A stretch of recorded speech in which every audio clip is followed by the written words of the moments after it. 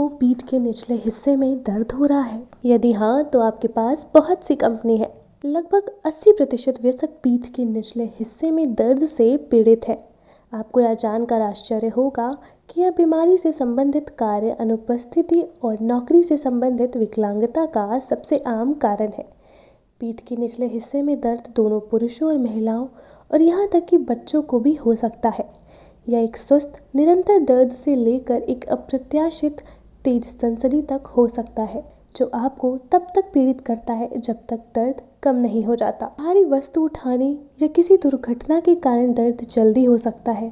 उम्र बढ़ने और रीढ़ के भीतर होने वाली प्राकृतिक गिरावट के परिणाम स्वरूप अन्य लोग भी पीठ दर्द से पीड़ित हो सकते हैं। इससे कैसे बचा जाए, इस बारे में हमें जानकारी दे रहे हैं डॉक्टर सिद्धार्थ तिवारी, जो है MBBS DNB orthopaedic, x consultant orthopaedics and spine surgery, Fortis hospital, new Delhi, x senior resident in orthopaedics in RML institute of medical sciences Lucknow, senior consultant tender palm hospital Lucknow.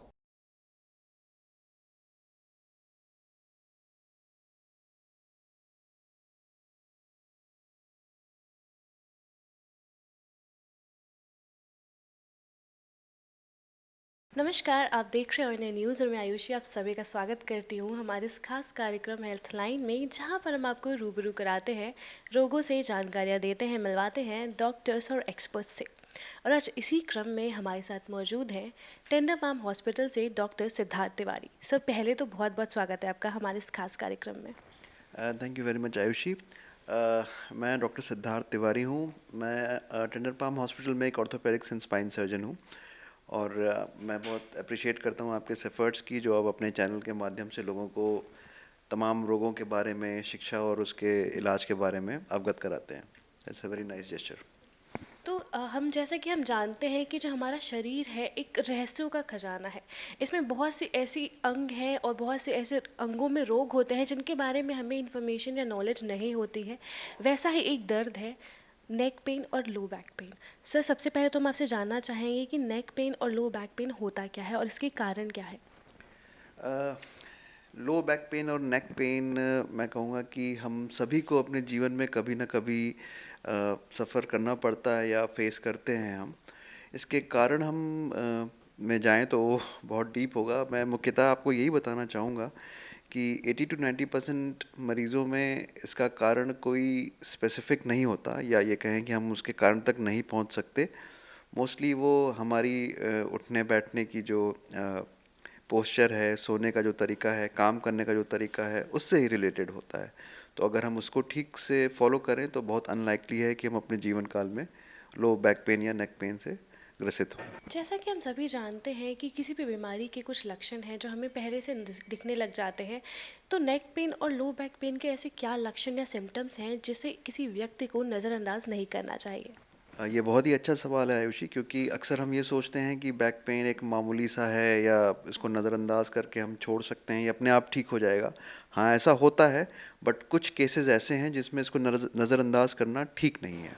तो मुख्यतः उसमें जब यदि आपकी उम्र 50 वर्षों से ज़्यादा है, यदि आप अल्कोहल या ड्रग अब्यूज़ करते हैं, यदि आपको पूर्व में किसी प्रकार का कोई कैंसर रहा है, यदि आप इम्यूनोसप्रेसेंट्स दवा खाते हैं, यदि आपको कोई एक्सीडेंट या ट्रॉमा से बैक पेन शुरू हुआ है, यदि आपको अपने हाथों या पैरों में कोई कमज़ोरी महसूस होती है, और यदि आपको इसी प्रकार का पेन पूर्व में 1 या 2 महीने पहले भी हुआ है, तो ये कुछ ऐसे लक्षण हैं जिस जिस परिस्थितियों में हमें तुरंत ही डॉक्टर की परामर्श लेनी चाहिए और इसे नज़रअंदाज नहीं करना चाहिए। सर, एक बीमारी है स्पाइनल स्टेनोसिस, तो क्या ये बीमारी नेक पेन व लो बैक पेन से किसी भी तरह से संबंधित है।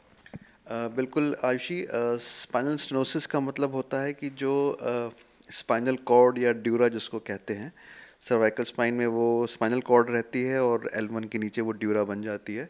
जब किसी भी प्रकार वजह से उस पे दबाव आता है या उसका जो एरिया है जिसमें वो मौजूद रहती है वो कम होता है, तो उसको हम स्पाइनल स्टेनोसिस कहते हैं। स्पाइनल स्टेनोसिस जब ऊपर गर्दन में होती है तो उसके अलग सिम्टम्स होते हैं, और जब वो नीचे कमर में होती है तो उसके अलग सिम्टम्स होते हैं। जब ऊपर गर्दन में होती है तो हमें चलने में असमर्थता लगती है, हमें ऐसा लगता है हम गिर जाएंगे, अनस्टेबल गेट जिसे कहा जाता है वो देखने को मिलता है। और अगर स्टेनोसिस लंबर स्पाइन में होती है तो एक अलग ही सिम्टम होता है, क्लॉडिकेशन जिसको कहते हैं। उसमें क्या होता है कि अगर हम चलना शुरू करते हैं तो मुश्किल से, डिपेंडिंग कि कितनी ज़्यादा स्टेनोसिस है, 20 या 50 मीटर पे हमारे पैरों में दर्द शुरू हो जाता है और आगे चलना हमारे लिए मुश्किल हो जाता है। सर ऐसे ही एक स्लिप डिस्क की पीड़ा होती है, उसके बारे में बताइए कि क्या ये नेक और लो बैक पेन से संबंधित है किसी भी कंडीशन में? बिल्कुल आयुषी, स्लिप डिस्क हालांकि एक मिसनोमर है, इसमें डिस्क कहीं स्लिप नहीं होती, सिर्फ उस डिस्क अपनी जगह से बाहर निकलती है। अब जब वो डिस्क बाहर निकलती है तो उसके पीछे या आगे जो भी स्ट्रक्चर्स हैं, मोस्टली पीछे के स्ट्रक्चर्स को वो पुश करती है, जिसमें स्पाइनल कॉर्ड या ड्यूरा होती है और नर्व रूट होते हैं। तो जब भी डिस्क बाहर निकलती है तो अगर ड्यूरा को प्रेस करती है तो स्टेनोसिस के सिम्टम के फॉर्म में पेशेंट प्रेजेंट करता है, और अगर बाहर पेरिफेरी पे जाती है तो नर्व रूट कंप्रेशन, जिसमें जिसमें अगर लंबर में हुई तो वो सियाटिका जिसको हम कहते हैं, और अगर सर्वाइकल में हुई तो लोग कंप्लेन करते हैं कि गर्दन से शुरू होता हुआ दर्द पूरे हाथों तक जाता है। सर जैसा कि हम सभी जानते हैं कि ऑस्टियोआर्थराइटिस में हमारे जोड़ों में दर्द शुरू हो जाता है, तो क्या ये पीड़ा जो होती है वो नेक व लो बैक पेन की पीड़ा से किसी कंडीशन में किसी भी तरह का ताल्लुक़ रखती है? बिल्कुल आयुषी, जैसा कि सारे शरीर में हमारे जोड़ होते हैं, उसी तरीके से स्पाइन में भी जोड़ होते हैं, और सारी रीढ़ की हड्डियां एक दूसरे से जुड़ी होती हैं with the help of a joints जिनको हम फेसेट जॉइंट कहते हैं। तो जब, जैसे कि नॉर्मल बाकी जोड़ों में भी उम्र के साथ साथ गठिया की शिकायत होती है, तो फेसेट जॉइंट्स में भी आर्थराइटिस होती है, और वो एक्सियल बैक पेन या लंबर बैक पेन का बहुत कॉमन कॉज है, specially in older age. Sir हम देखते आए हैं कि नेक पेन व लो बैक पेन के जो पेशेंट्स होते हैं उन्हें कहीं ना कहीं स्प्रेन व स्ट्रेस की शिकायत रहती है, तो क्या ये सच है, और अगर ये शिकायत रहती है तो इसका मुख्य कारण क्या है? स्प्रेन कुछ को इस तरीके से एक्सप्लेन किया जा सकता है कि जब रीढ़ की हड्डियों पे वज़न जो झेलने की एबिलिटी है वो कॉम्प्रोमाइज़ होती है, तो उसके आसपास की जो मांसपेशियां या मसल्स हैं उन पे ज़्यादा दबाव पड़ता है, तो वो एक तरीके से स्प्रेन हम उसको कह सकते हैं, मस्कुलर स्प्रेन।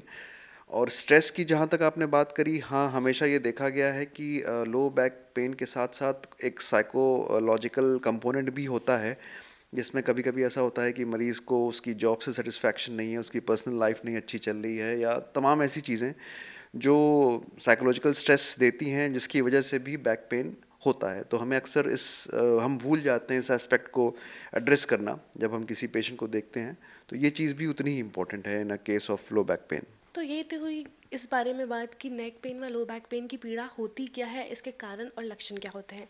आगे सर हम आपसे ये जानना चाहेंगे कि जो नेक व लो बैक पेन की पीड़ा होती है उसका सही इलाज क्या है? अगर कोई मरीज़ नेक पेन या बैक पेन के साथ आता है तो सबसे इम्पोर्टेंट है उसकी क्लिनिकल एग्जामिनेशन। हमारा क्लिनिकल एग्जामिनेशन का ऑब्जेक्टिव ये होता है कि हम ये रूल आउट करें कि वो किसी टिश्यूज़, मतलब डिस्क, फेसेट जॉइंट या नर्व से रिलेटेड नहीं है। तो उस कंडीशन में वो बैक पेन रेस्ट, जो कि 1 से 2 3 दिन तक का ही होता है, पहले ज़माने में 2 2 3 3 हफ्ते का रेस्ट दिया जाता था कि, बट अब वो हम नहीं फॉलो करते। अगर कोई कॉज नहीं है तो 3 से 4 दिन का रेस्ट, कुछ दवाइयाँ, और gradually returning to your normal day to day activities, यही प्रोटोकॉल होती है। यदि पेशेंट के सिम्टम्स नहीं जाते, रिकरेंस होता है या वर्सनिंग होती है, तब फिर हमें उसको और आगे फर्दर इन्वेस्टिगेट करना पड़ता है। सर जैसा कि आपने बताया कि नेक पेन व लो बैक पेन का इलाज क्या है, तो वही हमारे दर्शकों को आके ये बताइए कि जो भी मरीज़ इस बीमारी से परेशान है उन्हें किन बातों को नज़रअंदाज नहीं करना चाहिए, या कि यूँ कह लें कि क्या उन्हें एक्सरसाइज करते रहना चाहिए या फिर किस तरह की डाइट लेनी चाहिए, इस बारे में बताइए। नज़रअंदाज वाली जो बात थी वो हमने शायद पहले दूसरे क्वेश्चन में एड्रेस की थी। बाकी मैं ये कहना चाहूँगा कि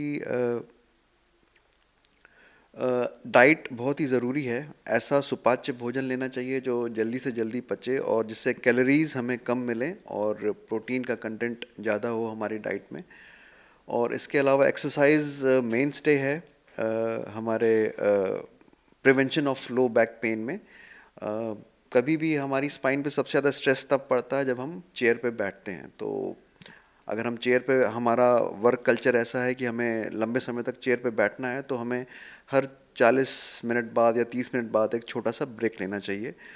और रेगुलर एक्सरसाइजेज जिसमें एरोबिक एक्सरसाइजेज और कोर मसल स्ट्रेंथनिंग एक्सरसाइजेज, ये सब हमें करनी चाहिए। तो ये तो हुई इलाज की बात। आगे हम आपसे ये जानना चाहेंगे कि जो भी पेशेंट्स आपके पास आते हैं नेक पेन व लो बैक पेन से पीड़ित, उनके इलाज में आपका अनुभव कैसा रहा है? आयुषी, ये बहुत ही अच्छा सवाल पूछा आपने। अक्सर जब मरीज़ लो बैक पेन या नेक पेन से आते हैं तो वो इस बात से डरे रहते हैं कि इसमें कोई सर्जरी तो नहीं करनी पड़ेगी। मैं लोगों का, जहाँ तक मेरी कोशिश यही रहेगी, इस भय को दूर कर सकूं कि सर्जरी की ज़रूरत बहुत ही कम केसेस में पड़ती है स्पाइन के केस में, और उनकी सिलेक्शन बहुत ही प्रॉपर होना चाहिए, तभी रिजल्ट स्पाइन सर्जरी में अच्छे आते हैं। तो मोस्टली कंजर्वेटिव ट्रीटमेंट से लो बैक पेन और नेक पेन ठीक हो सकता है। विरले ही 5 से 6% ही ऐसे केसेस होते हैं जिसमें कुछ ऐसी पैथोलॉजी होती है जो कंजर्वेटिव हम नहीं ट्रीट कर सकते, तो उसमें सर्जरी की ज़रूरत होगी। तो मैं लोगों से बस यही कहना चाहूँगा कि एक हेल्दी लाइफस्टाइल फॉलो करें, एक्सरसाइजेस करते रहें और अपना ध्यान रखें। सर, आगे मैं आपसे ये जानना चाहेंगे कि जो भी दर्शक हैं हमारे इस प्रोग्राम को देख रहे हैं, उन्हें आप क्या सजेशन देना चाहेंगे, किस प्रकार का सुझाव देना चाहेंगे? मैं यही सुझाव देना चाहूँगा कि एक्सरसाइजेस बैक पेन प्रिवेंशन के लिए सबसे ज़्यादा ज़रूरी हैं और फ़ायदेमंद भी हैं।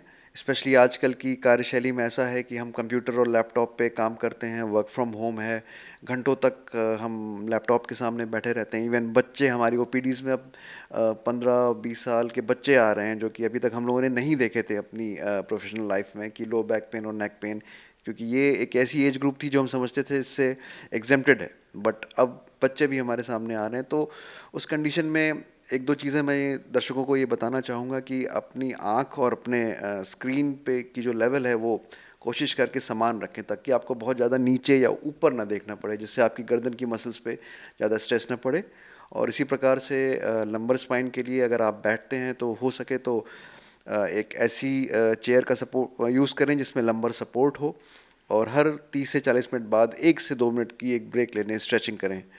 और इतना फॉलो करने से I guess we can be better. Thank you so much sir, हमसे जुड़ने के लिए और अपनी सारी सुझाव हमारे दर्शकों से शेयर करने के लिए। Thank you very much Ayushi, आपने मुझे ये मौका दिया है। Thank you very much. तो ये थे हमारे साथ डॉक्टर सिद्धार्थ तिवारी, जिन्होंने हमें बताया कि नेक पेन व लो बैक पेन क्या होता है, हमें किस तरह से एक्सरसाइजेस करके इसे मिनिमम रख सकते हैं या फिर यूँ कहें कि सही कर सकते हैं, और किस तरह की डाइट लेनी चाहिए हमें। चलिए आगे आपसे फिर मिलेंगे किसी नए एक्सपर्ट के साथ, किसी नए रोग या किसी नए टॉपिक पे बात करने के लिए। तब तक बने रहिए हमारे साथ हमारे इस खास कार्यक्रम में। नमस्कार।